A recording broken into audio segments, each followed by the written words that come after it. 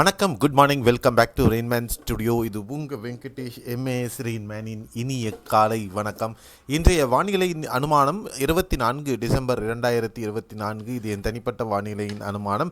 Official forecast இந்திய வானிலை ஆராய்ச்சி மையத்தை பார்த்துக்கோங்க. அதே நேரத்தில் நம்ம சேனலை சப்ஸ்கிரைப் பண்ணலன்னா சப்ஸ்கிரைப் பண்ணிவிட்டு பக்கத்தில் பெல் ஐக்கான் தொட்டு ஆல் நோட்டிஃபிகேஷன் எனேபிள் பண்ணிக்கோங்க. இன்றைய 24 டிசம்பர் வானிலை அனுமானம் என்னவாக இருக்குது அப்படின்னா, நம்ம நேற்று குறிப்பிட்டார் போலவே அந்த நன்கு அமைந்த தாழ்வு பகுதி ஜஸ்ட் வலுவிழந்து ஒரு தாழ்வு பகுதியாக சென்னைக்கு ஒரு 380 கிலோமீட்டர் தொலைவில் வடகிழக்கில் நிலை கொண்டிருக்கிறது. இது மேலும் வலுவிழந்து தமிழக கடற்கரையை நெருங்கும் என்று எதிர்பார்க்கப்படுகிறது. லீடிங் வானிலை படிமங்கள் இந்த படத்தில் ரெண்டு பக்கமும் பார்த்திங்கன்னா ரெண்டு லீடிங் வானிலை ஜிஎஃப்எஸ் அண்ட் இசிஎம்எஃப் அப்படின்னு சொல்லக்கூடிய இரண்டு வானிலை படிமங்களில் என்சம்பிள்ஸ் ஜிஇஎஃப்எஸ் இபிஎஸ் அப்படின்னு சொல்லக்கூடிய இரண்டு வானிலை படிமங்களினுடைய சலனம் எங்கு செல்லக்கூடும் அப்படிங்கிற அந்த ஒரு இதை எடுத்திருக்கோம்.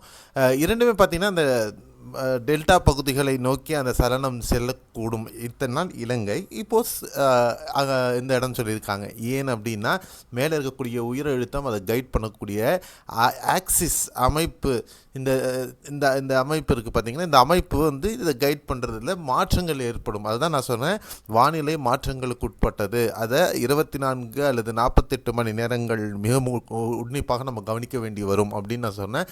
காரணம் இதுதான். அதே நேரத்தில் இந்த சலனம் இப்படி செல்லும் பொழுது இதுக்கு மேலே அதோட கன்வர்ஜென்ஸ் இருக்கும். அதாவது இது தெற்கு நோக்கி போகுதுன்னா வடக்கு நோக்கி கன்வர்ஜென்ஸ், அதனுடைய காற்றின் கன்வர்ஜென்ஸ் இருக்கக்கூடும்.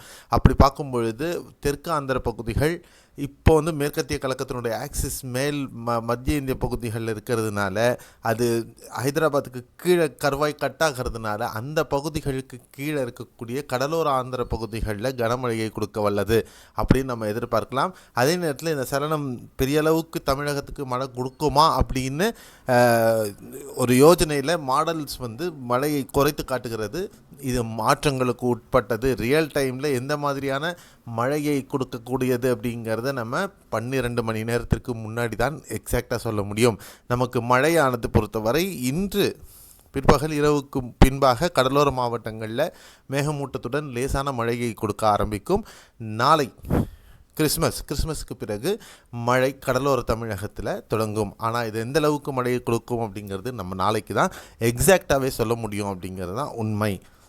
இதுக்கு மேலே யாராவது சொன்னால் அது எந்த அளவுக்கு உறுதிப்படுத்தக்கூடிய தன்மை அப்படிங்கிறது உங்கள் கற்பனைகளுக்கு உட்பட்டது. அடுத்த 24 மணி நேரத்திற்கான மழை வாய்ப்பு. அடுத்த 24 மணி நேரத்துக்கான மழை வாய்ப்பை பொறுத்தவரையிலும் திருவள்ளூர் மாவட்டம்,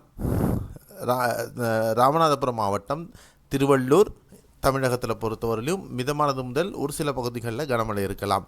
நெல்லூர், சித்தூர், திருப்பதி, பிரகாசம், குண்டூர், நலகொண்டா, கிருஷ்ணா, அதாவது கோதாவரி மாவட்டம், கிழக்கு மேற்கு கோதாவரி மாவட்டம், விசாகப்பட்டினம், ராஜமுன்றி, இந்த ஸ்ரீகாக்குளம், இந்த பகுதிகளில் மிதமானது முதல் கனமழையும், மேற்கு பகுதிகள், இதனுடைய மேற்கு பகுதிகளில் இருக்கக்கூடிய கம்மம், இந்த பகுதிகளில் சில பகுதிகளில் கனமழை முதல் மிக கனமழை கூட பதிவாகிறதுக்கான சாத்தியக்கூறுகள் இருக்கும். இந்த பகுதிகளில் தான் அந்த மேற்கத்திய கலக்கத்தும் இந்த கிழக்கு திசை காற்றுக்கும் இடையே ஏற்படக்கூடிய சங்கமும் இருக்கும் என்று எதிர்பார்க்கக்கூடிய பகுதிகள். அதனால் அந்த இடத்துல கனமழை இருக்கும் அப்படின்னு நம்ம எல்லோ மார்க் பண்ணியிருக்கோம்.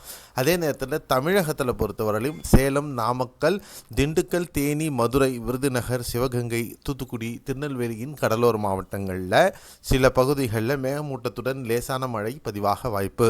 டெல்டாவில் காரைக்கால், நாகை, திருவாரூர் மாவட்டத்தில் ஒரு சில பகுதிகளில் மிதமான மழை பதிவாகலாம்.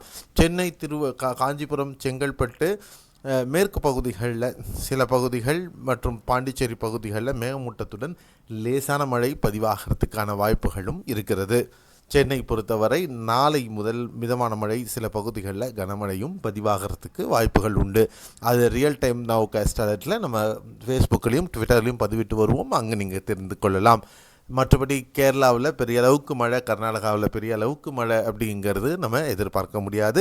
மேட்டூர் அணை கூடிய விரைவில் 120 அடியை மீண்டும் தொடும் என்றும் எதிர்பார்க்கலாம். அதே நேரத்தில் அடுத்த இந்த மழையானது 27, 28, 29, 28 வரையிலும் இருக்கும். அப்புறம் ஒரு கேப், திரும்பியும் 29, 30 அல்லது 30, 31 இன்னொரு சுற்று மழை கிழக்கு திசை காற்று காரணமாக இந்த சலனம் நெருங்கி சென்றதுக்கு பின்பாக ஒரு கிழக்கு திசை காற்று வருது. அந்த கிழக்கு திசை காற்று மழை அடுத்த சுற்று மழை, அப்புறம் ஒரு கேப், திரும்பியும் 5, 6, 7, 8, 9 இந்த தேதிகளில் கிழக்கு திசை காற்று காரணமாக மீண்டும் மழை. நாம் முந்தா சொன்ன மாதிரி தான் சலனங்கள் இனி கீழ் நோக்கி செல்லவே அதிக வாய்ப்புகள் இருக்கும்.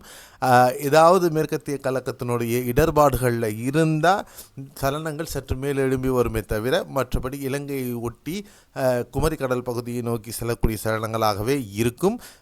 டெல்டா தென் தமிழகம் பகுதிகளுக்கு அதிக மழை வட தமிழகத்தை விட கிடைப்பதற்கு வாய்ப்பு. இதுக்கு பேர் கிளைமேட்டாலஜி அப்படின்னு சொல்லக்கூடிய இந்த மாதத்தில் எந்த அளவுக்கு மழை எங்கெல்லாம் பதிவாகும் அப்படிங்கிறத பேஸ் பண்ணி வானிலை படிமங்களும் கணிக்கின்றன, நம்மளும் கணிக்கிறோம்.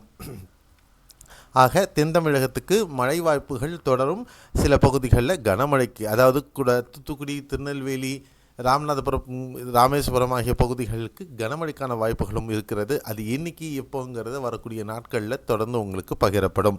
நம்ம சேனலை கண்டிப்பாக ஃபாலோ பண்ணிகிட்டே வாங்க. மீண்டும் அடுத்த காணொளி நாளைக்கு மீண்டும் சந்திப்போம். அதுவரை உங்களிடமிருந்து விடைபெறுகிறேன். நன்றி, வணக்கம், bye bye, see you, have a nice day.